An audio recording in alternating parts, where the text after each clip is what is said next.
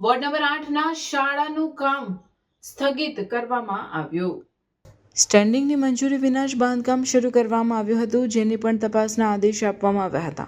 સ્થળ બદલાવ વિનુ મોરડિયાએ ભલામણ કરતા 7ના બદલે 8માં શાળા બનાવવામાં આવી હતી. રાજકીય લડાઈ બાદ સ્થળ બદલાયું. આ મામલે વિપક્ષ દ્વારા મહાનગરપાલિકા ખાતે વિરોધ પ્રદર્શન. શાળાના વિવાદ મામલે અનેક સવાલો ઉઠ્યા. નવા બાંધકામનો ખર્ચો પ્રજા પર.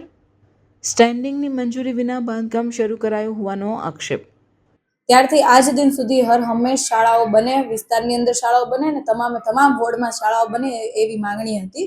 આ માંગણીઓમાં વોર્ડ નંબર 7માં ડોક્ટર કિશોરભાઈ રૂપારેલિયા અને દીપ્તિબેન સાકરિયાની પણ એમના મત વિસ્તારની અંદર સુમન શાળા બને એવી માંગણી હતી ને માંગણીના અંતે ત્યાં એક ટીપી 50ની અંદર એક પ્લોટમાં શાળા મંજૂર થઈ. મંજૂર બાદ એમનો વર્ક ઓર્ડર અપાઈ ગયો અને કામગીરી શરૂ થવાની હતી. એ દરમિયાન ત્યાંના ધારાસભ્યની મેલી નજરના કારણે એ જગ્યા પરથી સ્થળ બદલીને શાળાનું બીજી જગ્યા પર લઈ જવામાં આવ્યું. કારણ કે જે જગ્યા પર શાળા બનવાની હતી એ જગ્યા ખૂબ સારી મોકાની જગ્યા હતી ને એમાં બિલ્ડરને લાભ થાય એવી જગ્યા હતી.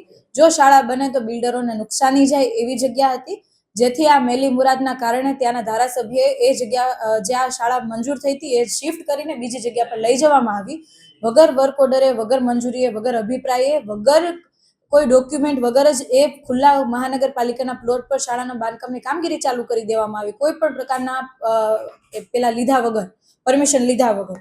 ત્યારે અમારા કોર્પોરેટર દીપ્તિબેન અને કિશોરભાઈ દ્વારા ગઈકાલના ધરણા ચાલી રહ્યા હતા. આજે એ સ્ટેન્ડિંગ કમિટીની અંદર કામ આવ્યું હતું અને અમારી સતત માંગ એ હતી કે જે ફેરબદલનું કામ છે એ દફતરે કરવામાં આવે અને જે જગ્યા પર શાળા મંજૂર થઈ છે ત્યાં જ બનાવવામાં આવે અને તમામ સંગઠનના સાથીઓના સહકારથી, તમામ કોર્પોરેટરોના સહકારથી એ શાળાનું કામ જે આવ્યું હતું આજે સ્ટેન્ડિંગમાં એ મુલતવી રાખવામાં આવ્યું છે. અને સ્ટેન્ડિંગ કમિટી ચેરમેને એવું આશ્વાસન આપ્યું છે કે જે જગ્યા પર શાળા મંજૂર થઈ છે એ જ જગ્યા પર અઠવાડિયાની અંદર શાળાનું કામકાજ ચાલુ થશે. આ જીત એ માત્ર અમારી જીત નથી, પરંતુ આખા વિપક્ષની જીતની સાથે અમને આપનાર આશીર્વાદ, જે લોકોએ અમને મત સ્વરૂપે આશીર્વાદ આપ્યા છે, એ તમામ લોકોની જીત છે. અને વોર્ડ નંબર 7ના લોકોને, તમામ વડીલો, માતાઓ, બહેનો, ભાઈઓ, બાળકોને સૌને અભિનંદન પાઠવીએ છીએ કે એ વિસ્તારની અંદર જ્યાં શાળા મંજૂર થઈ છે ત્યાં અઠવાડિયાની અંદર એ શાળાનું કામકાજ ચાલુ થશે. જય હિન્દ, જય ભારત.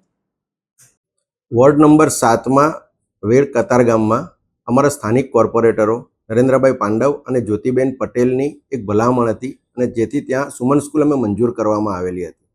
પરંતુ અમારા સ્થાનિક ધારાસભ્ય વિનુભાઈ મોરડિયાની એવી ભલામણ હતી કે આ સ્કૂલ જ્યાં આના એકચ્યુઅલ લાભાર્થીઓ હોઈ શકે તે જગ્યાએ શિફ્ટ કરવામાં આવે અને તેને કારણે આ સ્કૂલનું લોકેશન બદલવામાં આવેલું હતું. પરંતુ અમારા સ્થાનિક કોર્પોરેટરો અને આજુબાજુની સોસાયટીના રહીશોની એવી ડિમાન્ડ હતી કે આ સ્કૂલ વોર્ડ નંબર 7માં જ બનાવવામાં આવે, જેથી કરીને તે લોકો આનો મેક્સિમમ લાભ લઈ શકે. એને કારણે હાલ પૂરતું આજે અમે આ દરખાસ્ત પર બ્રેક મારીએ છીએ અને જે નવા સ્થળે બાંધકામ શરૂ થયેલું હતું તેને તાત્કાલિક અસરથી અટકાવી દેવાની સૂચના અપાઈ ગઈ છે. બાંધકામ થઈ ગયું છે, એના રૂપિયા કોણ ભરશે હવે? એના માટે આપણે તપાસના આદેશ આપ્યા છે અને એ આગળની કાર્યવાહી અમે એ રીતે કરીશું. હું તમને એ જ કહું છું કે સ્થાયી સમિતિમાં આજે દરખાસ્ત આવી છે અને અમને પણ મીડિયાના માધ્યમથી જ આ જાણ થઈ છે કે ભાઈ ત્યાં સ્થળ પર કામકાજ શરૂ થઈ ગયું છે, એટલે અમે તાત્કાલિક કામ અટકાવવાની સૂચના આપી છે અને જવાબદાર સામે પગલાં લેવાની સૂચના અપાઈ છે. હમણાં હું તમને એ જ કહું છું કે વોર્ડ નંબર 7માં જ્યાં આ સ્કૂલની ડિમાન્ડ કરવામાં આવી હતી ત્યાંના સ્થાનિક રહીશો અને અમારા સ્થાનિક કોર્પોરેટરો એ બંને સાથે ચર્ચા કરીને જ અમે આ બાબતે નિર્ણય લઈશું.